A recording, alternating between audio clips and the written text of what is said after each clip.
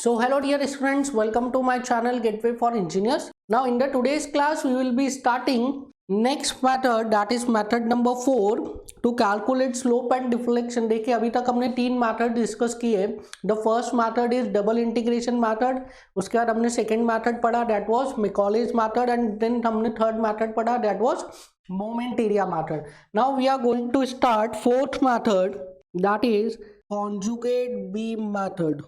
Now this conjugate beam method, this method is very important for objective point of view. objective point of view के लिए ये method बहुत important है, क्योंकि bye experience मैं आपको बता रहा हूँ कि अभी तक जितनी भी मेथड्स पढ़ी है उन मेथड्स से अगर आप क्वेश्चन को सॉल्व करते हैं तो कुछ ज़्यादा टाइम लेती है as compare to this method. अगर इस मेथड से आप न्यूमेरिकल को सॉल्व करेंगे तो मिनिमम टाइम लगेगा, ठीक है, फॉर द क्वेश्चन जिसके लिए ये मेथड एप्लीकेबल है. ठीक है, ऐसा नहीं कि सभी में आपने यही लगा दिया. जिस क्वेश्चन के लिए ये मेथड एप्लीकेबल है अगर आप उसमें ये मेथड लगाओगे तो आपको मिनिमम टाइम लगेगा. ठीक है, आउट ऑफ द 4 मेथड जो अभी तक हमने पढ़ी, आउट ऑफ द 3, और ये चौथा मेथड जो अभी तक हमने पढ़ा है. बट इस मेथड को अप्लाई करने का देयर इज अ कंडीशन. ठीक है, इस मेथड को अप्लाई करने के लिए देयर इज अ कंडीशन कि आपका shear force and bending moment diagram पे बहुत अच्छा कमांड होना चाहिए, आपका अच्छा कमांड होना चाहिए. आप अगर फिगर से directly shear force and bending moment diagram बना सकते हैं लोडिंग डायग्राम को देख करके, जैसे कि हमने सीखा भी है free hand shear force diagram and free hand bending moment diagram कैसे बनाते हैं. आई होप आपने वो वीडियोस देखे होंगे. तो अगर आप directly shear force diagram and bending moment diagram आप बना सकते हैं देन ये मेथड आप बहुत इजीली अप्लाई कर देंगे और बहुत जल्दी आप रिजल्ट्स ले लेंगे. ठीक है, सो इसके लिए क्या कंडीशन है, आपको shear force diagram bending moment diagram बनाना आना चाहिए directly without any calculations, that is free hand shear force diagram and free hand bending moment diagram, और आपको रिएक्शंस कैलकुलेट करना आना चाहिए. सो वी विल स्टार्ट की what is this conjugate beam method. सबसे पहले इस कॉन्जुगेट बीम मेथड से रिलेटेड कुछ फैक्ट्स हम देखेंगे, फिर समझेंगे कि ये कॉन्जुगेट बीम मेथड होता क्या है. ठीक है, so please right, it is an imaginary beam for which loading diagram is M by EI diagram of given real beam.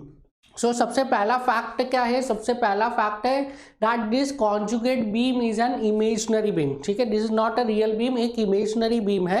And इस इमेजिनरी बीम पर क्या है, इस इमेजिनरी बीम पे कैसा लोडिंग लगेगा, जो आपको रियल बीम दिया है उसके लिए आपको बेंडिंग मोमेंट डायग्राम बनाना है. बेंडिंग मोमेंट डायग्राम बना के M by EI डायग्राम बनाना है. जो रियल बीम का M by EI डायग्राम आएगा वो कॉन्जुगेट बीम के ऊपर क्या एक्ट करेगा, वो कॉन्जुगेट बीम के ऊपर एज अ लोडिंग एक्ट करेगा. ठीक है, सो अगर आपका M by EI diagram parabolic आ रहा है तो कॉन्जुगेट बीम पर लोडिंग कैसा लगेगा, पैराबोलिक. अगर आपका M by EI डायग्राम का डिग्री आ रहा है 1, दैट मीन्स आपका M by EI diagram is triangular, so conjugate beam पे लोडिंग कैसा लगेगा, ट्रायंगुलरली वेराइंग लोडिंग. अगर आपका M by EI डायग्राम आ रहा है ऑफ डिग्री 0 मतलब रेक्टेंगुलर, तो कॉन्जुगेट बीम पे लोडिंग कैसा लगेगा, कॉन्जुगेट बीम पे लोडिंग लगेगा एज अ यूडीएल. सो जो भी आपका M by EI डायग्राम का शेप आ रहा है सेम उठा के आप उसको लगा देंगे कॉन्जुगेट बीम पे एज अ लोडिंग. ठीक है, so first fact is what, first fact is जो कॉन्जुगेट बीम है, conjugate beam is an imaginary beam. ठीक है, कॉन्जुगेट बीम क्या है, conjugate beam is an imaginary beam. And conjugate beam पे जो लोडिंग लगेगी वो रियल बीम का जो M by EI डायग्राम होगा वो कॉन्जुगेट बीम पे क्या होगा, एज अ लोडिंग एक्ट होगा. ठीक है, सो this is the first fact. Now इसको और अच्छे से समझते हैं. I am assuming a beam, suppose this is a simply supported beam and this beam is subjected to point load P. ठीक है, this is a simply supported beam and it is subjected to point load P. now इस beam के लिए क्या हम M by EI diagram बना सकते हैं, यू विल से यस, हमने कई बार डिस्कस कर लिया है अब तो. सो इस बीम के लिए मैं M by EI डायग्राम बना रहा हूँ. सो बेंडिंग मोमेंट डायग्राम कैसा होगा, इसके लिए triangular, this is point A, this is point B and load लग रहा है at the centre, this is L/2. तो मैक्सिमम बेंडिंग मोमेंट कितना हो जाएगा, PL/4. Maximum bending moment will be PL/4. So ये क्या आ गया, this is bending moment diagram. Now what we have to calculate, we have to make M by EI diagram. तो M by EI diagram बनाने के लिए क्या करना पड़ेगा, इसको EI से डिवाइड कर दो. Now this is what, this is M by EI diagram. ठीक है, M by EI डायग्राम. सो ये जो m by E I diagram आया है किसके लिए आया है, रियल बीम के लिए आया है। Now this m by E I diagram will act as loading on the conjugate beam. That means अगर मैं कॉन्जुगेट बीम बना रहा हूँ तो सपोज इस सिंपली सपोर्टेड बीम का जो कॉन्जुगेट बीम है वो भी सिंपली सपोर्टेड ही है लाइक दिस, ठीक है। ये अभी हम देखेंगे कि कॉन्जुगेट बीम कैसे बनाते हैं, ठीक है। अभी मैं आपको एज अ फैक्ट आप समझ लीजिए कि सिंपली सपोर्टेड बीम का कॉन्जुगेट बीम भी क्या होता है, सिंपली सपोर्टेड होता है। बट अभी हम देखेंगे, डिस्कस करेंगे कि कॉन्जुगेट बीम कैसे बनाया जाता है। सो this is real beam and this is conjugate beam. So I am assuming कि कॉन्जुगेट बीम क्या है, सिंपली सपोर्टेड रियल बीम है तो उसका कॉन्जुगेट बीम भी क्या है, सिंपली सपोर्टेड ही है। नाउ हमने अभी पढ़ा एज अ फैक्ट कि जो रियल बीम का m by E I diagram होता है वो कॉन्जुगेट बीम पे कैसे एक्ट करेगा, वो कॉन्जुगेट बीम पे एक्ट करेगा as a loading. So conjugate beam बना दिया तो इस पे लोडिंग कैसा लगेगा, loading will be same as m by E I diagram of the real beam. So real beam का जो m by E I diagram है वो सेम क्या लग जाएगा, लोडिंग लग जाएगा किस पे, कॉन्जुगेट बीम पे। So the loading on conjugate beam will be same as m by ei diagram on the real beam. तो रियल बीम का जो m by ei डायग्राम है वो क्या हो गया, कॉन्जुगेट बीम पे एज अ लोडिंग एक्ट हो गया। मैक्सिमम लोडिंग कितना हो गया, PL by 4EI, maximum intensity is PL by 4EI। Variation क्या है लोडिंग का, it is triangularly varying load because m by ei diagram कैसा आ रहा था, m by ei diagram was triangular. Now हमें पता है m by ei diagram positive है, ठीक है। अगर पॉजिटिव लोड किस डायरेक्शन में लगता है, हमें पता है पॉजिटिव लोड लगता है in the upward direction, negative load लगता है इन दी डाउनवर्ड डायरेक्शन। ये चीज हम कई बार डिस्कस कर चुके हैं, जो नेगेटिव लोड है वो डाउनवर्ड डायरेक्शन में लगता है। सो ये पॉजिटिव बेंडिंग मोमेंट आ रहा है तो positive bending moment as a load लगेगा, बट किस डायरेक्शन में लगेगा, in the upward direction like this. So load will be acting in upward direction. क्यों लोड अपवर्ड लग रहा है, because bending moment is positive, bending moment positive है तो यहाँ पे लोड क्या लगेगा, अपवर्ड। सो पहला हमने क्या समझा, that conjugate beam is a imaginary beam and real beam का जो m by E I diagram होगा वो कॉन्जुगेट बीम पे क्या रहेगा, वो कॉन्जुगेट बीम पे लोडिंग डायग्राम रहेगा। तो रियल बीम का m by E I diagram will represent loading diagram on the conjugate beam, ठीक है। नाउ इसके बाद आप देखिए second fact, that is if given real beam is stable and determinate, then conjugate beam will be determinate and stable। इसी में लिखे if given real beam is unstable then conjugate beam will be indeterminate। इसमें लिखे if given real beam is indeterminate then conjugate beam will be unstable, ठीक है। तो इसमें क्या बोलना चाह रहा है, इसमें बोलना चाह रहा है कि अगर गिवन रियल बीम, जो रियल बीम है that is determinate and stable, तो कॉन्जुगेट बीम क्या होगा, स्टेबल एंड डिटर्मिनेट, ठीक है। सो रियल बीम का डिटर्मिनेसी कॉन्जुगेट बीम की स्टेबिलिटी से रिलेटेड है।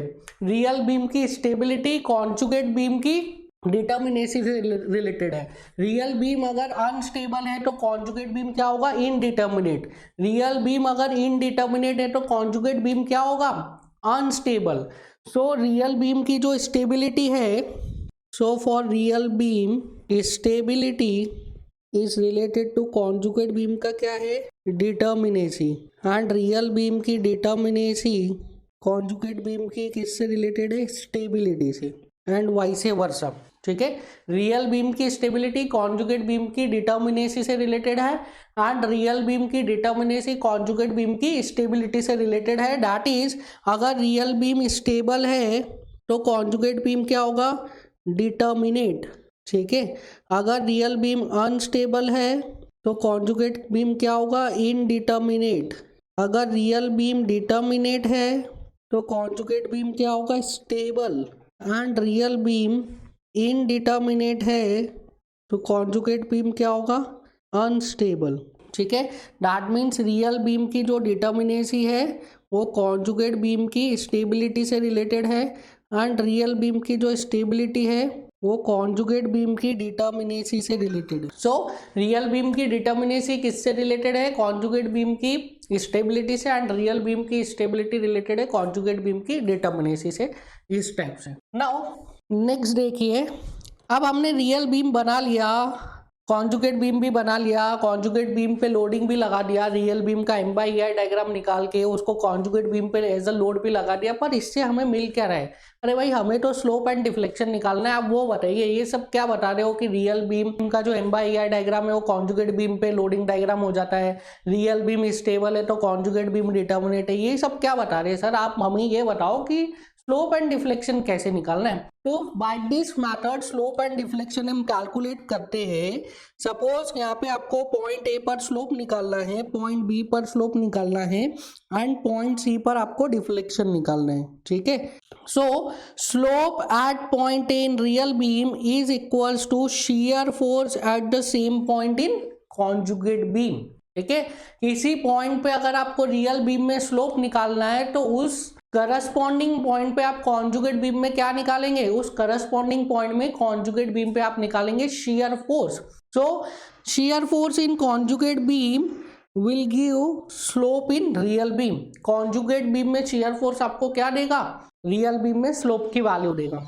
सो क्या हम ऐसा बोल सकते हैं कि कॉन्जुगेट बीम का जो शियर फोर्स डायग्राम है वो रियल बीम के लिए क्या होगा? रियल बीम के लिए स्लोप कर्व होगा, स्लोप कर्व, ठीक है।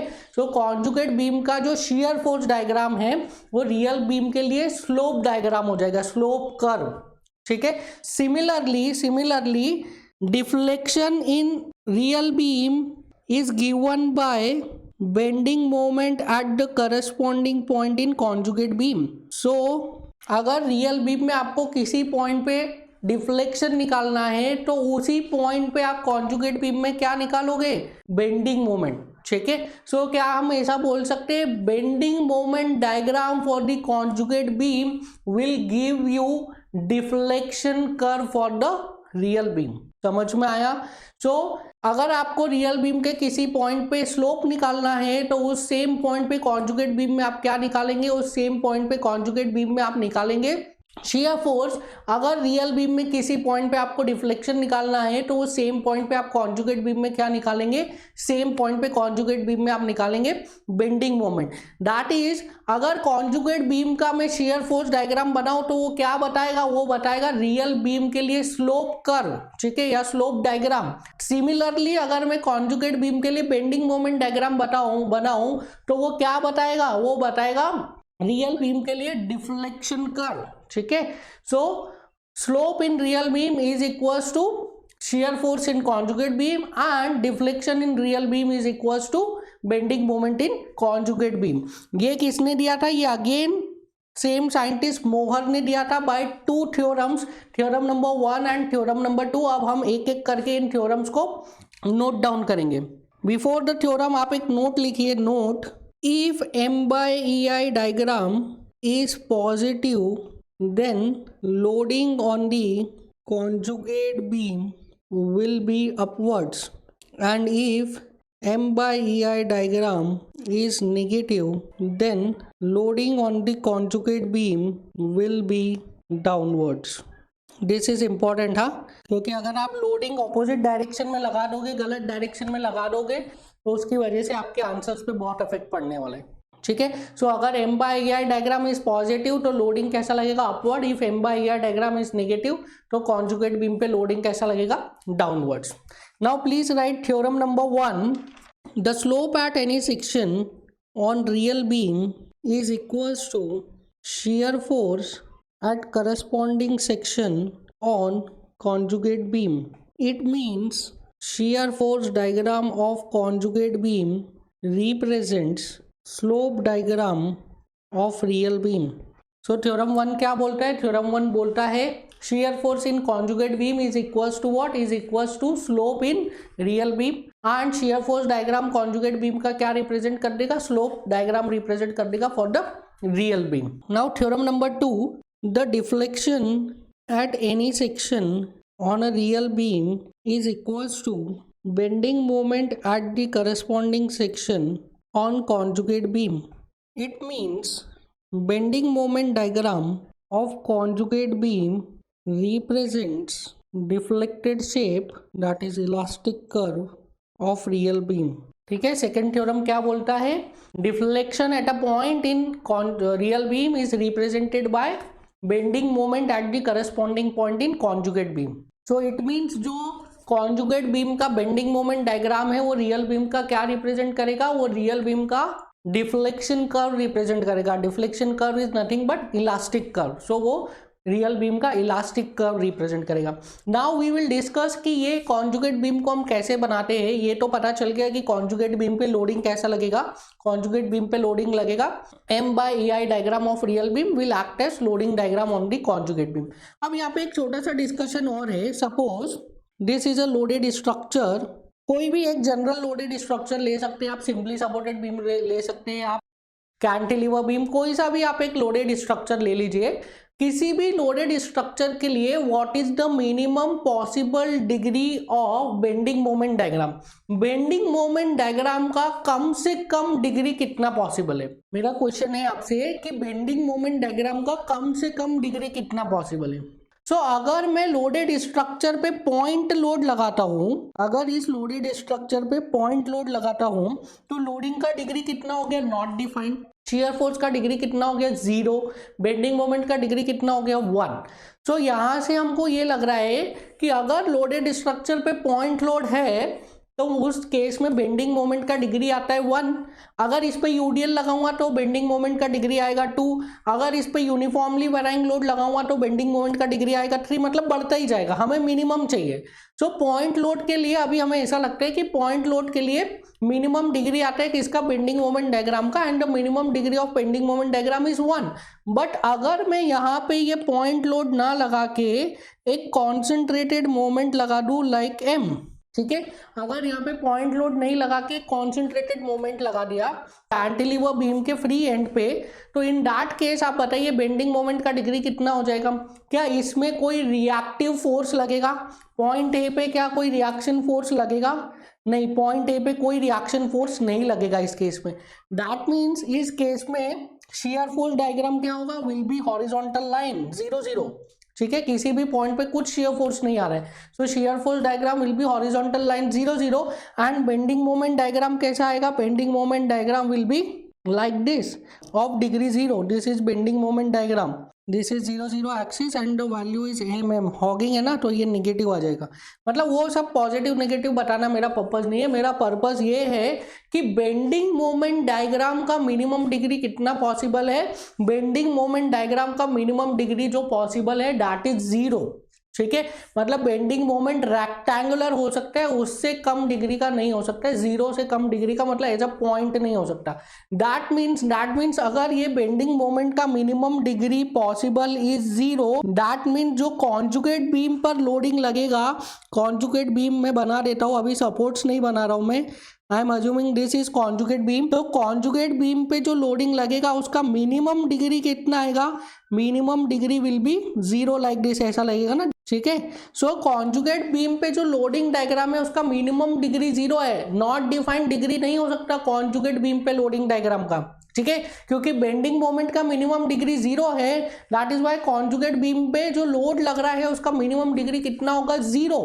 दैट मीन्स कॉन्जुगेट बीम पे पॉइंट लोड कभी नहीं आ सकता. कॉन्जुगेट बीम पे कॉन्सेंट्रेटेड मोमेंट कभी नहीं आ सकता. ठीक है, सो कॉन्जुगेट बीम पे एक्सटर्नली कभी भी पॉइंट लोड नहीं आएगा. कॉन्जुगेट बीम पे एक्सटर्नली कभी भी पॉइंट मूवमेंट नहीं आएगा. हमें पता है अगर बीम पे पॉइंट लोड लगता है तो क्या होता है? शियर फोर्स डायग्राम में जंप आता है. अगर बीम पे पॉइंट लोड लगेगा तो शियर फोर्स डायग्राम में जंप आता है. अगर बीम पे कॉन्सेंट्रेटेड मोमेंट लगता है तो बेंडिंग मोमेंट डायग्राम में जंप आता है.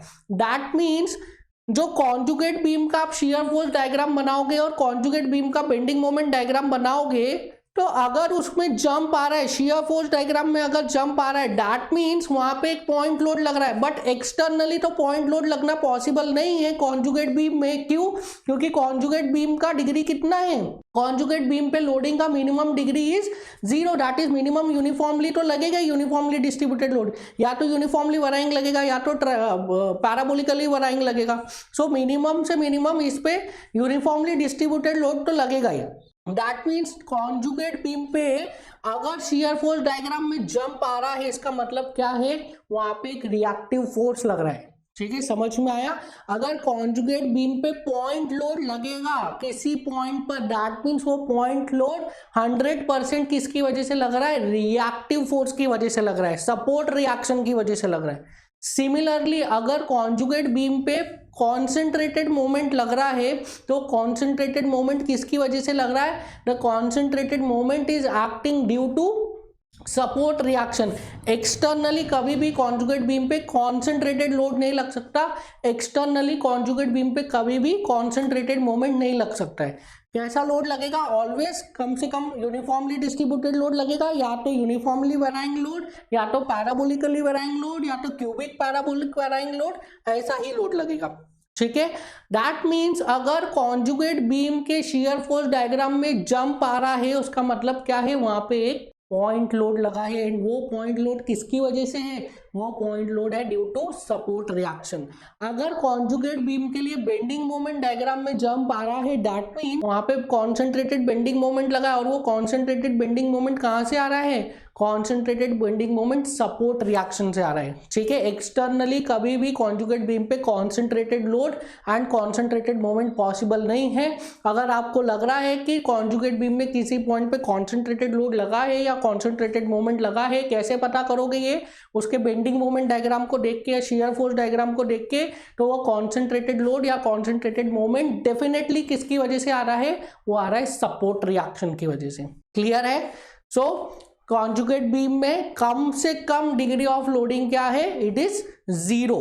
ठीक है, मिनिमम यूडीएल लगेगा, पॉइंट लोड एक्सटर्नली कभी नहीं लग सकता है। So please write down a note, since M/EI diagram of real beam is loading diagram for conjugate beam and minimum possible degree of bending moment diagram is 0, therefore minimum possible degree of loading diagram on conjugate beam is 0। Bracket में लिखिए UDL। ठीक है, minimum क्या लगेगा, UDL, point load नहीं लग सकता है। इसके नीचे ये आप लिखेंगे, this means that concentrated load and concentrated moment is not possible on conjugate beam, bracket में लिखिए अदर देन सपोर्ट रिएक्शन। ठीक है, सपोर्ट रिएक्शन के अलावा concentrated load concentrated moment possible नहीं है कॉन्जुगेट बीम के ऊपर। So now we will discuss procedure to construct conjugate beam. So guidelines to construct conjugate beam. ठीक है, गाइडलाइंस क्या है हमारे पास कॉन्जुगेट बीम को कंस्ट्रक्ट करने की, अभी तक जितना हमने पढ़ा है कॉन्जुगेट बीम के बारे में वही हमारा गाइडलाइंस है। सबसे पहला, conjugate beam is a imaginary beam. दूसरा, जो तो रियल बीम का M/EI डायग्राम है वो कॉन्जुगेट बीम पे क्या होता है, लोडिंग डायग्राम। तीसरा, रियल बीम के किसी पॉइंट पे अगर आपको स्लोप निकालना है तो वो कॉन्जुगेट बीम के करस्पॉन्डिंग पॉइंट पे क्या रिप्रेजेंट करेगा, शियर फोर्स। रियल बीम के किसी पॉइंट पे अगर आपको डिफ्लेक्शन निकालना है तो कॉन्जुगेट बीम के करस्पॉन्डिंग पॉइंट पे क्या रिप्रेजेंट करेगा, बेंडिंग मोमेंट। रियल बीम अगर डिटर्मिनेट है तो कॉन्जुगेट बीम स्टेबल होगा, रियल बीम अगर स्टेबल है तो कॉन्जुगेट बीम डिटर्मिनेट होगा। ठीक है, तो ये जो अभी सब हमने पढ़ा है सिर्फ यही गाइडलाइंस है किसको, कॉन्जुगेट बीम को कंस्ट्रक्ट करने की। अब हम देखेंगे कॉन्जुगेट बीम कैसे कंस्ट्रक्ट किया जाता है। So I am making a table. So first I am taking a simply supported beam. So this is a simply supported beam. This is point A, this is point B. Now सबसे पहला जो चीज है, real beam के corresponding जब आप conjugate beam बनाओगे तो बीम का लेंथ चेंज नहीं होने वाला है। ठीक है, so length is going to be same. So if here the length is L, so conjugate beam का लेंथ भी क्या होगा, कॉन्जुगेट बीम का लेंथ भी होगा L। ठीक है, अगर रियल बीम का लेंथ है L तो कॉन्जुगेट बीम का लेंथ भी कितना होगा, L। ठीक है, पॉइंट्स भी चेंज नहीं होंगे। Here left most point is A, here conjugate beam में भी लेफ्ट मोस्ट पॉइंट क्या होगा, A। रियल बीम में right most point is B, so conjugate beam में भी राइट मोस्ट पॉइंट क्या होगा, B। पॉइंट चेंज नहीं करने, लेंथ उतना का उतना रहेगा, पॉइंट वैसे के वैसे रहेंगे। A पॉइंट यहाँ पे क्या रिप्रेजेंट कर रहा है, लेफ्ट मोस्ट पॉइंट, तो यहाँ पे भी लेफ्ट मोस्ट पॉइंट क्या रिप्रेजेंट करेगा, A। राइट मोस्ट पॉइंट यहाँ पे क्या रिप्रेजेंट कर रहा है बी, तो यहाँ पे भी राइट मोस्ट पॉइंट क्या रिप्रेजेंट करेगा बी। सो आपको लेंथ चेंज नहीं करनी है, पॉइंट्स चेंज नहीं करना है, सपोर्ट्स चेंज होंगे और लोडिंग चेंज होगा। लोडिंग कैसे चेंज होगा वो हमने समझ लिया, अब हम देखेंगे सपोर्ट कैसे चेंज होते हैं। नाउ हमने पढ़ा था that slope in real beam is equal to shear force in conjugate beam. तो मैं यहाँ पे एनालाइज करूंगा slope in real beam that is theta A and shear force in conjugate beam that is shear force at A in conjugate beam. इन दोनों को मैं analyse करूंगा। तो पॉइंट ए पर स्लोप कितना है, पॉइंट ए पर रियल बीम में स्लोप कितना है, इट इज जीरो और non zero, it is non zero, that means point A पर स्लोप इज नॉन जीरो। ठीक है, रियल बीम में दैट मीन्स कॉन्जुगेट बीम में पॉइंट ए पर शियर फोर्स क्या होगा, कॉन्जुगेट बीम में shear force will be non zero. ठीक है, अगर रियल बीम में पॉइंट ए पर स्लोप नॉन जीरो है तो कॉन्जुगेट बीम में पॉइंट ए पर शियर फोर्स भी क्या होगा, नॉन जीरो होगा। सिमिलरली पॉइंट बी पर रियल बीम में slope is non zero, so point B पर कॉन्जुगेट बीम में, इसको वी की जगह मैं एस लिख देता हूँ, आपको इजीली समझ में आएगा। सो पॉइंट बी पर कॉन्जुगेट बीम में शियर फोर्स क्या है, it is non zero. So point B पर रियल बीम में स्लोप इज नॉन जीरो, तो पॉइंट बी पर कॉन्जुगेट बीम में shear force is non zero. अब देखते हैं deflection. Deflection at point A in real beam is zero. Point A पर deflection zero है ना रियल बीम में, क्यों जीरो है, क्योंकि point A is a hinge support. Point A क्या है, it is a hinge support, तो डिफ्लेक्शन क्या होगा, जीरो। सो पॉइंट ए पर रियल बीम में डिफ्लेक्शन जीरो है, तो कॉन्जुगेट बीम में पॉइंट ए पर क्या होगा, bending moment will B zero. ठीक है, पॉइंट ए पर रियल बीम में डिफ्लेक्शन जीरो है, तो पॉइंट ए पर कॉन्जुगेट बीम में क्या होगा, मोमेंट जीरो होगा। सिमिलरली पॉइंट बी पर रियल बीम में अगर डिफ्लेक्शन जीरो है, जीरो होगा ना, क्योंकि पॉइंट बी क्या है, point B is a roller support, point B roller support है, तो उसमें क्या होगा, डिफ्लेक्शन जीरो होगा। कहां पे, पॉइंट बी पर, कहां पे, रियल बीम में। सो रियल बीम में अगर पॉइंट बी पर डिफ्लेक्शन जीरो है, दैट मीन्स कॉन्जुगेट बीम में पॉइंट बी पर क्या होगा, बेंडिंग मोमेंट जीरो होगा। ठीक है, सो स्लोप को हमने कंपेयर किया विद शियर फोर्स से, बेंडिंग मोमेंट को हमने कंपेयर किया विद डिफ्लेक्शन से। ठीक है, स्लोप इन रियल बीम को हमने कोरिलेट किया shear force in conjugate beam से, and deflection in real beam को कोरिलेट किया हमने bending moment in conjugate beam से, और एंड कंडीशंस लिख दी। These are what, these are end conditions ना, कि point A is a hinge support, तो उसका एंड कंडीशन क्या हो गया, पॉइंट ए पर स्लोप नॉन जीरो होगा, पॉइंट ए पर बेंडिंग डिफ्लेक्शन जीरो होगा। Similarly point B is a roller support, तो रोलर सपोर्ट का एंड कंडीशन क्या होता है कि रोलर सपोर्ट पे स्लोप नॉन जीरो होगा एंड रोलर सपोर्ट पे डिफ्लेक्शन जीरो होगा। उसके करस्पॉन्डिंग हमने क्या लिख दिया, शियर फोर्स लिख दिया कॉन्जुगेट बीम में, जीरो एंड नॉन जीरो। अब आप ये एनालाइज कीजिए, मुझे यहाँ पे point A and point B पे सपोर्ट लगाने हैं। अब कौन सा ऐसा सपोर्ट है जो कि शियर फोर्स नॉन जीरो देता है एंड बेंडिंग मोमेंट जीरो देता है, कौन सा ऐसा सपोर्ट है जो शियर फोर्स नॉन जीरो देता है एंड बेंडिंग मोमेंट जीरो देता है। या तो इसको आप ऐसे भी एनालाइज कर सकते हैं, पॉइंट ए पर कॉन्जुगेट बीम में शियर फोर्स क्या है, पॉइंट ए पर कॉन्जुगेट बीम में shear force is not equals to zero. Point A पर कॉन्जुगेट बीम में shear force is not equals to zero, and point A क्या है, कॉन्जुगेट बीम का एंड है। अब देखिए एंड पे shear force not equals to zero है, तो उसका मतलब क्या होता है, I am making shear force diagram. So shear force diagram या तो इस तरीके से बन सकता है एक जंप के साथ, या तो इस तरीके से जीरो के साथ स्टार्ट हो सकते हैं। ठीक है, शियर फोर्स डायग्राम को बनाने के दो तरीके, एक ऐसा बन सकता है जंप के साथ, या तो एक ऐसा बन सकता है जो जीरो पॉइंट पे से स्टार्ट होगा। दो तरीके ये, या तो जंप के साथ बनेगा या तो जीरो से स्टार्ट होगा। नाउ अगर शियर फोर्स एक जंप के साथ स्टार्ट हो रहा है, इसका मतलब क्या है, that shear force at this end is not equals to zero. अगर जीरो से स्टार्ट हो रहा है, इसका मतलब क्या है, शियर फोर्स यहाँ पे जीरो है। तो अगर एंड पे shear force not equals to zero, इसका मतलब क्या है, एंड पे शियर फोर्स डायग्राम में एक जंप आ रहा है। ठीक है, अगर एंड पे shear force not equals to zero है, दैट मीन्स एंड पे क्या आ रहा है, शेयर फोर्स डायग्राम में एक जंप आ रहा है, यहाँ पे क्या कंडीशन है, shear force at point A is not equal to zero, shear force at point A not equal to zero, मतलब क्या हो रहा है, शेयर फोर्स डायग्राम में एक जंप आ रहा है। अब हमने अभी एनालाइज किया कॉन्जुगेट बीम के शेयर फोर्स डायग्राम में एक्सटर्नल लोड की वजह से जंप नहीं आ सकता, इट इज नॉट पॉसिबल। क्यों पॉसिबल नहीं है, जंप कब आता है शेयर फोर्स डायग्राम में, शेयर फोर्स डायग्राम में तब जंप आता है जब लोडिंग डायग्राम में एक कॉन्सेंट्रेटेड लोड लगा हो, ठीक है। अगर बीम पे एक कॉन्सेंट्रेटेड लोड लगा होगा तभी शेयर फोर्स डायग्राम में जंप आएगा। एंड हमने अभी डिस्कस किया कि कॉन्जुगेट बीम में एक्सटर्नल लोडिंग की वजह से जंप नहीं आ सकता शेयर फोर्स डायग्राम में या बेंडिंग मोमेंट डायग्राम में। और अगर शेयर फोर्स डायग्राम में जंप आ रहा है, इसका मतलब क्या है, इसका मतलब है कि यहाँ पे एक क्या लग रहा होगा, यहाँ पे एक रिएक्टिव फोर्स लग रहा होगा, लाइक दिस इज RE। समझ में आया। नाउ अब ये दोनों जो डायग्राम से इसको आप अज्यूम कीजिए as a bending moment, these are bending moment diagrams. Now आप देखिए पॉइंट ए पर क्या बोल रहा है, पॉइंट ए पर बोल रहा है bending moment is equal to zero. अगर एंड में बेंडिंग मोमेंट जीरो, इसका मतलब क्या है, बेंडिंग मोमेंट डायग्राम ऐसा है, फर्स्ट या सेकेंड, यू विल से bending moment diagram is second one, second वाला बेंडिंग मोमेंट डायग्राम है। That means bending moment diagram में कोई जंप नहीं आ रहा है, ठीक है, बेंडिंग मोमेंट डायग्राम में कोई जंप नहीं आ रहा है। दैट मीन्स पॉइंट ए पर कॉन्जुगेट बीम में कोई कॉन्सेंट्रेटेड मोमेंट नहीं लग रहा है। एंड कॉन्सेंट्रेटेड मोमेंट लगता तो किसकी वजह से लगता, सपोर्ट की वजह से लगता, नहीं लग रहा है तो किसकी वजह से नहीं लग रहा है, सपोर्ट की वजह से नहीं लग रहा है। दैट मीन्स पॉइंट ए पर सपोर्ट जो है वो कॉन्सेंट्रेटेड मोमेंट का रिएक्शन नहीं दे रहा है, वो मोमेंट का रिएक्शन नहीं दे रहा है। दैट मीन्स पॉइंट ए पर जो सपोर्ट है वो कैसा है, या तो हिंज सपोर्ट है या तो रोलर सपोर्ट है। तो पॉइंट ए पर जो सपोर्ट है that is either a hinge support और अ रोलर सपोर्ट।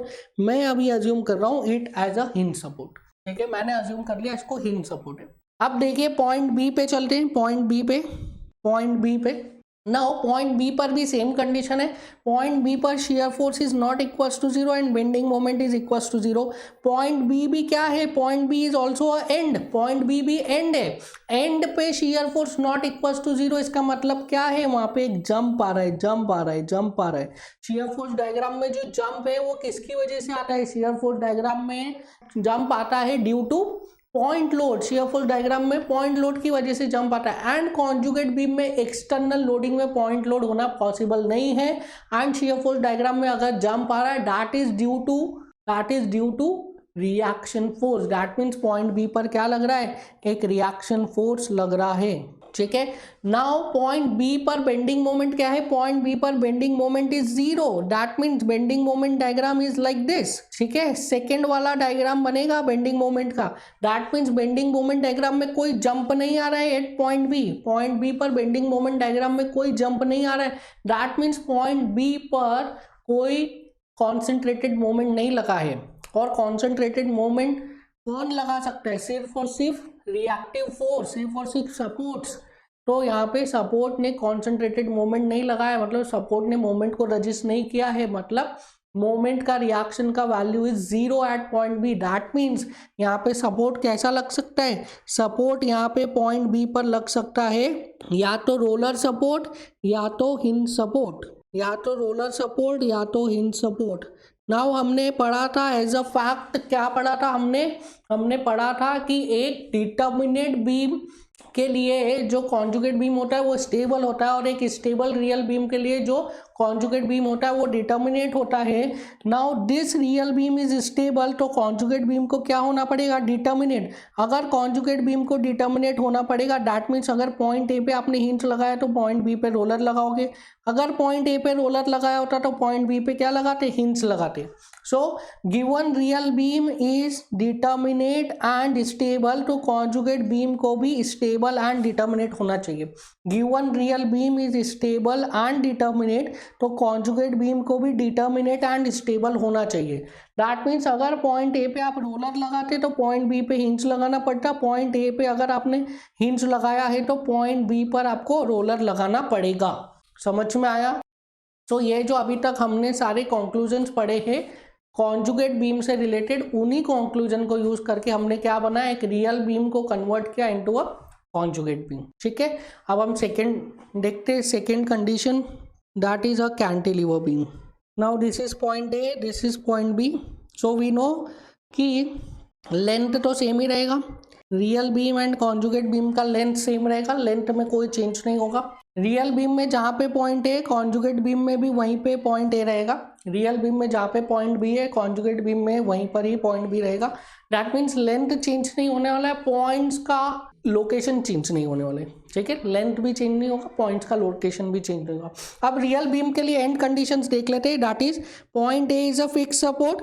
तो क्या पॉइंट ए पर स्लोप आएगा, theta at point A is 0, delta at point A is 0. So conjugate beam में शियर फोर्स क्या होना चाहिए, पॉइंट ए पे 0, एंड बेंडिंग मोमेंट क्या होना चाहिए, पॉइंट ए पर 0. ठीक है, अगर फिक्स बीम है ना, फिक्स बीम में क्या है, फिक्स बीम में पॉइंट ए पर क्या है, ये फिक्स बीम में पॉइंट ए पर स्लोप 0 है. तो कॉन्जुगेट बीम में पॉइंट ए पर क्या होना चाहिए, कॉन्जुगेट बीम में पॉइंट ए पर शियर फोर्स 0 होना चाहिए. फिक्स बीम में पॉइंट ए पर डिफ्लेक्शन 0 है, तो कॉन्जुगेट बीम में पॉइंट ए पर क्या होना चाहिए, मोमेंट 0 होना चाहिए. तो फिक्स बीम की जो एंड कंडीशंस थी उसको हमने करस्पॉन्डिंग, उसको हमने रिलेट किया है कॉन्जुगेट बीम के फोर्स एंड मोमेंट से. नाउ पॉइंट बी पर देखते हैं. पॉइंट बी पर क्या स्लोप 0 है, you will say no, point B पर स्लोप इज नॉट 0. क्या पॉइंट बी पर deflection 0, you will say no, point B पर deflection is not 0. So point B पर कॉन्जुगेट बीम में शियर फोर्स भी नॉन 0 होगा एंड बेंडिंग मोमेंट भी non 0 होगा. ठीक है, मतलब रियल बीम में क्या है, पॉइंट बी पर स्लोप भी नॉन 0 है, डिफ्लेक्शन भी नॉन 0 है. तो कॉन्जुगेट बीम में पॉइंट बी पर क्या होगा, शियर फोर्स भी नॉन 0 होगा एंड बेंडिंग मोमेंट भी नॉन 0 होगा. अब इन कंडीशंस को यूज करके हमें क्या कैलकुलेट करना है, इन चारों कंडीशंस को यूज करके हमें ये कैलकुलेट करना है कि किस टाइप का सपोर्ट लगा होगा पॉइंट ए पे या पॉइंट बी पे. सो देखते हैं. देखिए, सबसे पहले पॉइंट ए की बात करते हैं. पॉइंट ए पर shear force 0 and bending moment 0, ये कहाँ पे पॉसिबल है, ये कहाँ पे पॉसिबल है, एक ऐसा पॉइंट जिसपे शियर फोर्स भी 0 हो, बेंडिंग मोमेंट भी 0, ये सिर्फ और सिर्फ पॉसिबल है एक फ्री एंड पे.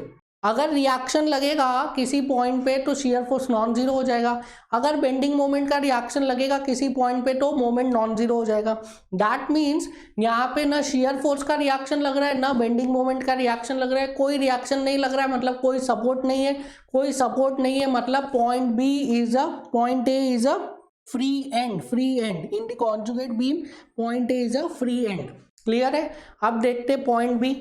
पॉइंट बी पे शियर फोर्स नॉन 0 है. दैट मीन्स यहाँ पे क्या होगा, शियर फोर्स डायग्राम में एक जंप आ रहा है. पॉइंट बी पे शियर फोर्स नॉन 0 है एंड पॉइंट बी कहाँ पर है, एंड पर है. एंड पे शियर फोर्स नॉन 0 मतलब शियर फोर्स डायग्राम में एक जंप. शियर फोर्स डायग्राम में जंप किसकी वजह से आता है, पॉइंट लोड की वजह से, कॉन्सेंट्रेटेड लोड की वजह से. एंड कॉन्सेंट्रेटेड लोड एक्सटर्नली तो पॉसिबल है नहीं, किसकी वजह से आएगा, सपोर्ट रिएक्शन की वजह से आएगा. दैट मीन्स पॉइंट बी पर एक सपोर्ट रिएक्शन लग रहा है in the form of concentrated load. ठीक है. अब देखिए पॉइंट बी पे मोमेंट क्या है, moment is not equals to 0. Point B पर moment is not equals to 0. That means bending moment diagram में पॉइंट बी पर क्या आ रहा है, बेंडिंग मोमेंट डायग्राम में पॉइंट बी पर एक जंप आ रहा है. बेंडिंग मोमेंट डायग्राम में अगर पॉइंट बी पर जंप आ रहा है दैट मीन्स पॉइंट बी पर क्या लग रहा है, कॉन्सेंट्रेटेड मोमेंट लग रहा है. अब कॉन्सेंट्रेटेड मोमेंट एक्सटर्नल लोड की वजह से तो पॉसिबल नहीं है कॉन्जुगेट बीम में. सो कॉन्सेंट्रेटेड मोमेंट कौन दे रहा है, कॉन्सेंट्रेटेड मोमेंट दे रहा है रिएक्शन, सपोर्ट दे रहा है. तो सपोर्ट दे रहा है, मोमेंट का भी रिएक्शन, सपोर्ट दे रहा है, पॉइंट लोड का भी रिएक्शन. दैट मीन्स वो सपोर्ट कैसा है, the support is a fix support. So point B पर क्या लगा है, पॉइंट बी पर there is a fix support. समझ में आया. पॉइंट बी पर एक फिक्स सपोर्ट लगा है एंड पॉइंट ए क्या है, point A is a free and. ठीक है. तो ये हो गया सेकेंड कंडीशन. अब देखते third and the last condition. Now third case is a cantilever beam, और you can say it is a propped cantilever beam with overhang and internal hinge. So this is a internal hinge. This is point A, this is B, C and D. ठीक है. So this is a propped cantilever beam with overhang and a internal hinge. ठीक है, एक prop cantilever beam है with overhang and internal hinge. So हमने देखा था कि लेंथ तो चेंज नहीं होगा, कॉन्जुगेट बीम का लेंथ तो चेंज होने वाला नहीं है. So length will be same. Points का लोकेशन भी चेंज नहीं होगा. This is point A, this is point B, this is point C and this is point D. So conjugate beam का लेंथ भी चेंज नहीं होगा, पॉइंट्स का location भी चेंज नहीं होगा। अब अभी हमने देखा कि एक फिक्स सपोर्ट जो है रियल बीम में फिक्स सपोर्ट कॉन्जुगेट बीम में क्या हो जाता है free and, and real beam का फ्री एंड जो है वो कॉन्जुगेट बीम का क्या हो जाता है फिक्स सपोर्ट। सो उन्हीं रिजल्ट्स को हम अप्लाई कर रहे हैं, ठीक है। सो पॉइंट ए क्या हो गया, point A is free end point D is a fix support conjugate beam में। अब देखते हैं पॉइंट बी और पॉइंट सी के बारे में। सो पॉइंट बी पर बताइए क्या स्लोप जीरो होगा रियल बीम में। रियल बीम में पॉइंट बी पर slope will be not equals to zero, ठीक है। रियल बीम में पॉइंट बी पर slope is not equals to zero, क्योंकि पॉइंट बी क्या है, point B is a internal hinge, and internal hinge के बारे में हम बहुत सारा डिस्कशन कर चुके हैं इन अ लेक्चर, एक पूरा लेक्चर बनाया है हमने इंटरनल हिंज के ऊपर। तो point B is a internal hinge and internal hinge पे slope is not equals to zero, whereas internal hinge वो पॉइंट होता है जिसके लेफ्ट में और राइट में अलग अलग थीटा होता है। तो theta B A will not be equals to theta B C, ठीक है। इसके लेफ्ट में अलग थीटा होगा, इस इंटरनल हिंज के लेफ्ट में कुछ और थीटा होगा, इस इंटरनल हिंज के राइट में कुछ और थीटा होगा। सो इंटरनल हिंज ऐसा पॉइंट होता है जिसके अबाउट मेंबर रोटेट करता है। कैसे, suppose this is a member, ये पूरा एक मेंबर है from here to here, this is a member like this, ठीक है। ये आपको हॉरिजॉन्टल लाइन दिख रही है, दिस इज अ मेंबर, और इस पॉइंट पे जहाँ पे मेरा नेल है इस पे क्या है, इंटरनल हिंज है। तो this member will rotate like this as a whole, ठीक है। Otherwise if this is a member without an internal hinge, इस पे लोड लगाएंगे तो this will rotate like this. हर पॉइंट पे क्या होगा, एक ही थीटा मिलेगा, हर पॉइंट के लेफ्ट में भी वही थीटा, राइट में भी वही थीटा। पर इंटरनल हिंज है तो कैसा रोटेट हो सकता है, ऐसा रोटेट हो सकता है। तो लेफ्ट में कुछ और थीटा, राइट में कुछ और थीटा, समझ में आ रहा है। टेंजेंट बना रहा हूं ये मेरा रोटेट हुआ है मेंबर, ये मेंबर ऐसा रोटेट हुआ है और इस पॉइंट पे टेंजेंट बना रहा हूँ। लेफ्ट में टेंजेंट बनाया तो ये टेंजेंट आया, राइट में टेंजेंट बनाया तो ये टेंजेंट आया, समझ में आया। सो अगर इंटरनल हिंज है तो इंटरनल हिंज वाले पॉइंट पे आपको क्या मिलेगा, लेफ्ट में अलग थीटा मिलेगा, राइट में अलग थीटा मिलेगा। इंटरनल हिंज के अलावा हर पॉइंट पे आप, ये बीम है इसमें आप लोड लगाएंगे तो क्या होगा, डिफ्लेक्शन होगा तो हर पॉइंट पे आपको क्या मिलेगा, लेफ्ट में भी वही थीटा, राइट में भी वही थीटा। बट इंटरनल हिंज एक ऐसा पॉइंट होता है जिसके लेफ्ट में कुछ और थीटा होता है, राइट में कुछ और थीटा होता है। दैट मीन्स करस्पॉन्डिंग, अगर यहाँ पे मैं पॉइंट बी की बात करूँ तो पॉइंट बी पर shear force will not be equals to zero, and point B के लेफ्ट का shear force and point B के राइट का shear force will be different. That is shear force at the left of point B. That means shear force at point B in the member BA will not be equals to shear force at point B in the member BC. इसका मतलब क्या है, इसका मतलब है कि shear force diagram कैसा आ रहा है, shear force diagram will be like this, समझिए। दिस इज पॉइंट बी के लेफ्ट में कुछ और शेयर फोर्स है, पॉइंट बी के जस्ट राइट में कुछ और शेयर फोर्स है। पॉइंट बी पर shear force in the member A भी अलग है, पॉइंट बी पे shear force in the member B C अलग है। मतलब पॉइंट बी पे क्या हो रहा है, सडनली चेंज हो जा रहा है शेयर फोर्स में सडन चेंज या शेयर फोर्स डायग्राम में सडन जंप किसकी वजह से होता है, शेयर फोर्स डायग्राम में सडन चेंज होता है due to point load. And हमें पता है कॉन्जुगेट बीम में एक्सटर्नल लोडिंग की वजह से पॉइंट लोड आना पॉसिबल नहीं है। दैट मीन्स डेफिनेटली यहाँ पे पॉइंट लोड किसकी वजह से आ रहा होगा, रिएक्शन की वजह से। दैट मीन्स डेफिनेटली यहाँ पे क्या लग रहा है, सपोर्ट रिएक्शन लग रहा है लाइक दिस। समझ में आया पॉइंट बी पर एक सपोर्ट रिएक्शन लग रहा है। अब देखते हैं वो सपोर्ट जो है वो रोलर सपोर्ट है, हिंज सपोर्ट है या फिर फिक्स सपोर्ट है, ठीक है। अब हम देखेंगे कि सपोर्ट तो है, ये तो समझ में आ गया पॉइंट बी पे, और सपोर्ट कौन सा सपोर्ट है हमें ये एनालाइज करना है, और रोलर सपोर्ट है, हिंज सपोर्ट है या फिक्स सपोर्ट है। अब देखते हैं about deflection at point B. क्या पॉइंट बी पर डिफ्लेक्शन आएगा, you will say yes, deflection at point B in the real beam is not equals to zero. Real beam में पॉइंट बी पर deflection आएगा, ठीक है, पॉइंट बी पर real beam में डिफ्लेक्शन आएगा। एंड क्या डिफ्लेक्शन पॉइंट बी के लेफ्ट में delta B A and delta B C बराबर होगा या बराबर नहीं होगा? डिफ्लेक्शन बराबर होगा। देखो कैसे, दिस इज पॉइंट बी, ये डिफ्लेक्ट हुआ लाइक दिस, तो लेफ्ट में भी उतना ही डिफ्लेक्शन है, राइट में भी उतना ही डिफ्लेक्शन है। लेफ्ट और राइट में अलग अलग डिफ्लेक्शन नहीं है। पॉइंट बी के जस्ट लेफ्ट में उतना ही डिफ्लेक्शन है, पॉइंट बी के राइट में उतना ही डिफ्लेक्शन है। Suppose this is a member, ये है पॉइंट बी, पॉइंट बी के लेफ्ट में अलग डिफ्लेक्शन, राइट में अलग डिफ्लेक्शन का मतलब क्या होता है? ये ऐसा हो जाए। समझ में आया? पॉइंट बी का लेफ्ट इतना डिफ्लेक्ट हुआ, पॉइंट बी का राइट ज्यादा डिफ्लेक्ट हो गया, दैट मीन्स ब्रेक होके अलग अलग पोजीशंस पे चले गए। सो ये पॉइंट बी के लेफ्ट में डिफ्लेक्शन कम है, पॉइंट बी के राइट में डिफ्लेक्शन ज्यादा है। समझ में आया? सो ये होता है पॉइंट बी के लेफ्ट में अलग डिफ्लेक्शन, पॉइंट बी के राइट में अलग डिफ्लेक्शन, लाइक दिस। ठीक है, so point B is a internal hinge, मतलब वो कैसा डिफ्लेक्ट होगा? लाइक दिस, ऐसा डिफ्लेक्ट होगा। ठीक है, दैट मीन्स पॉइंट बी जब डिफ्लेक्ट होगा तो उसके लेफ्ट में भी वही डिफ्लेक्शन आएगा, राइट में भी वही डिफ्लेक्शन आएगा। पॉइंट बी के लेफ्ट में कुछ और डिफ्लेक्शन, राइट में कुछ और डिफ्लेक्शन नहीं पॉसिबल है। ठीक है, आपको इसमें डिटेल में समझना है इंटरनल हिंज, तो आप पूरा वीडियो लेक्चर देख सकते हैं अबाउट इंटरनल हिंज। ठीक है, हमने पूरे वीडियो लेक्चर में डिस्कस किया है इंटरनल हिंज को।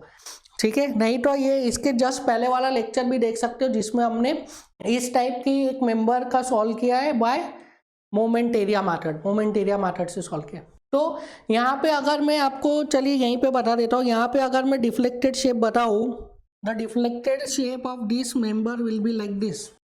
जो ब्लू में दिख रहा है ना, ब्लू में, that is the deflected shape. Now deflected shape को आप देखेंगे तो पॉइंट बी पर देखिए, पॉइंट बी पर लेफ्ट में ये एंगल आ रहा है, this is rotation in left of point B, ये रोटेशन आ रहा है। राइट में देखिए, राइट में ये रोटेशन आ रहा है, this is rotation in right of point B. ये राइट में टेंजेंट बनाया, हॉरिजॉन्टल से कितना एंगल है इस टेंजेंट का? This angle. तो दो थीटा मिल रहे हैं, थीटा बी की दो वैल्यूज मिल रही है, लेफ्ट में अलग, राइट में अलग। But delta at point B, just left just right एक ही है। This is delta at point B, दिख रहा है? This is delta at point B. So point B पर दो थीटा आ रहे हैं बट डेल्टा एक ही है। सो यहाँ पे लिख सकते हैं कॉन्जुगेट बीम के लिए bending moment at point B is not equal to zero, whereas bending moment in point B A is equal to moment in point B सी।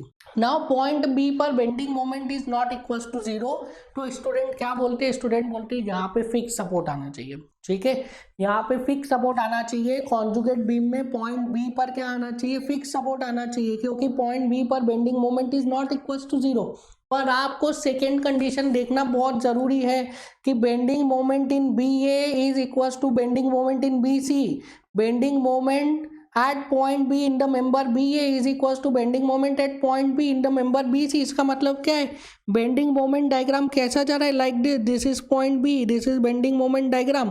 तो पॉइंट बी पर जो बेंडिंग मोमेंट डायग्राम है उसमें BA member में and BC member में same moment है। इसका मतलब क्या है? पॉइंट बी पर कोई कॉन्सेंट्रेटेड मोमेंट नहीं है, पॉइंट बी पर कोई कॉन्सेंट्रेटेड मोमेंट नहीं आ रहा है। इसका क्या मतलब है? कॉन्सेंट्रेटेड मोमेंट किसकी वजह से आता है? कॉन्जुगेट बीम में कॉन्सेंट्रेटेड मोमेंट आता है due to support reaction. That mean support reaction कोई मोमेंट का रिएक्शन नहीं दे रहे, सपोर्ट्स कोई मोमेंट का रिएक्शन नहीं दे रहे। इसका मतलब क्या है? यहाँ पे फिक्स सपोर्ट नहीं हो सकता है। ठीक है, दैट मीन्स यहाँ पे एक रोलर सपोर्ट है, रोलर या हिंज कुछ भी लगा सकते हैं हम। अभी भी कुछ स्टूडेंट बोलेंगे कि सर रोलर सपोर्ट पे तो मोमेंट जीरो होता है। तो बच्चा लोग, मैं आपको पहले भी बता चुका हूँ। ठीक है, जब हमने टाइप ऑफ सपोर्ट्स को डिस्कस किया था तब भी हमने एक चीज डिस्कस की थी कि सपोर्ट्स पे मोमेंट जीरो होता है अगर सपोर्ट एंड पे लगे हो। देखिए अब suppose this is a structure, simply supported beam है and it is subjected to point load P। अगर इसके लिए आप बेंडिंग मोमेंट डायग्राम बनाओगे तो कैसा आएगा? Bending moment diagram will be like this. ठीक है, for this structure bending moment कैसा आएगा? Like this. तो एंड्स पे क्या है? एंड्स पे बेंडिंग मोमेंट जीरो है। अगर यही सपोर्ट को मैं क्या कर दूं? विथ ओवरहैंग बना दूं लाइक दिस। अगर इसी सिंपली सपोर्टेड को मैं विथ ओवरहैंग बना दूं लाइक दिस, तो ये वाला क्वेश्चन भी हमने डिस्कस किया है इन SFBM।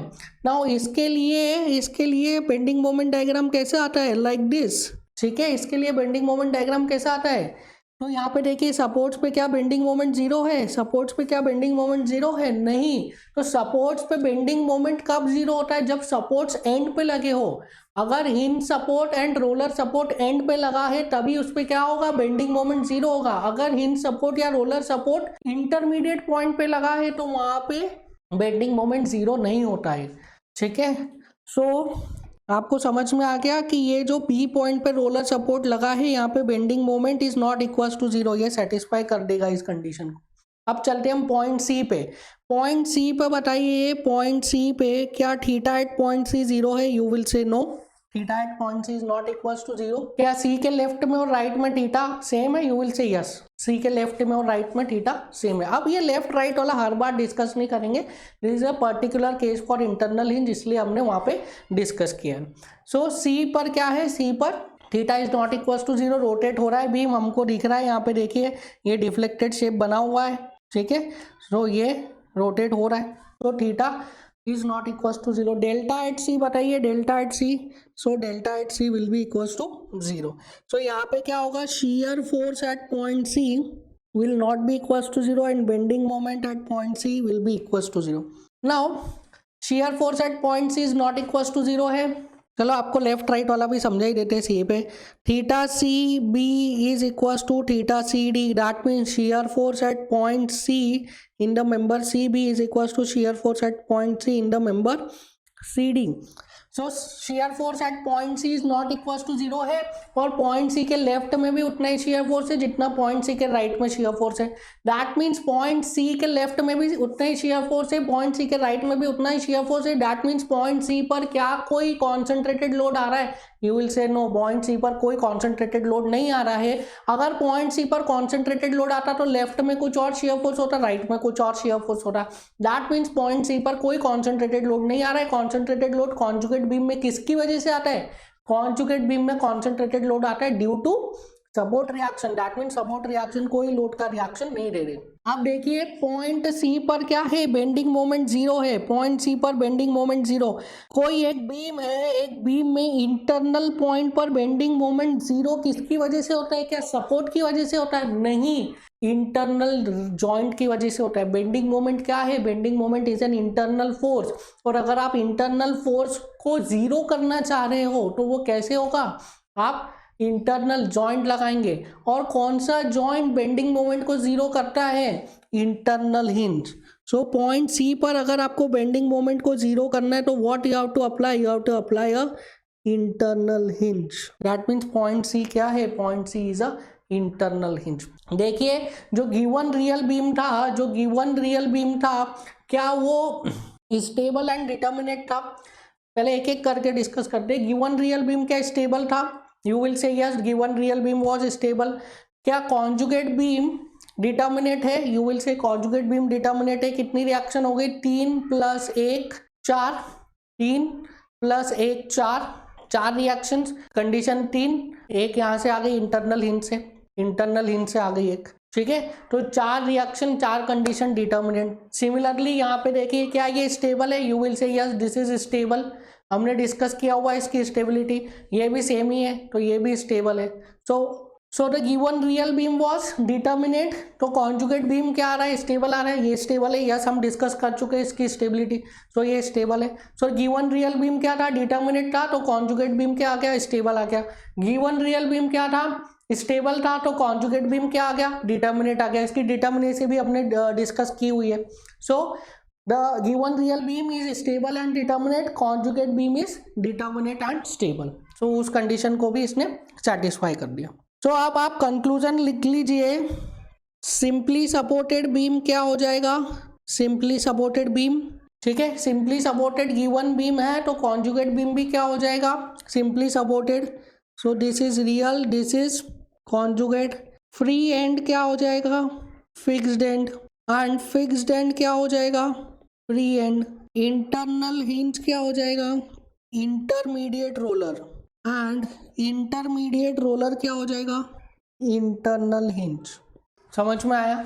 ठीक है। So these are the conclusion, इसके अलावा कुछ पॉसिबल नहीं है। ये 5 चीजें याद रखनी है आपको कि simply supported beam simply supported होता है, दैट इज अगर रियल बीम सिंपली सपोर्टेड है तो कॉन्जुगेट बीम भी क्या होगा, सिंपली सपोर्टेड ही होगा। रोलर हिंज में हो सकता है, हिंज रोलर में हो सकता है, बाकी कोई चेंज नहीं है, सिंपली सपोर्टेड ही रहेगा। फिक्स्ड एंड जो है वो क्या हो जाएगा, फ्री एंड हो जाएगा, फ्री एंड जो है वो क्या हो जाएगा, फिक्स्ड एंड हो जाएगा। अगर इंटरनल हिंज है रियल बीम में तो कॉन्जुगेट बीम में क्या हो जाएगा, इंटरमीडिएट रोलर। इंटरमीडिएट रोलर का क्या मतलब है कि वो रोलर सपोर्ट या हिंज सपोर्ट एंड पे नहीं लग रहा है, ओवरहैंग के पहले लग रहा है, ठीक है। सिमिलरली अगर रियल बीम में इंटरमीडिएट रोलर या इंटरमीडिएट हिंज दिया है तो कॉन्जुगेट बीम में क्या हो जाएगा, वो इंटरनल हिंज हो जाएगा। तो आई होप कि आपको समझ में आया होगा कॉन्जुगेट बीम का कॉन्सेप्ट। अभी हम नेक्स्ट क्लास में डिस्कस करेंगे about numericals of conjugate beam, जहां पर हम इन्हीं सभी कॉन्सेप्ट्स को यूज करेंगे। और आप देखेंगे कि अभी तक हमने जितने भी क्वेश्चन सॉल्व किए लंबे लंबे प्रोसीजर से, उसको हम क्विकली सॉल्व कर लेंगे बाय कॉन्जुगेट बीम मेथड। काफी 2 3 4 स्टेप्स में हमें रिजल्ट मिल जाएंगे। So this is it for the today's class, will meet in the next class. Thank you.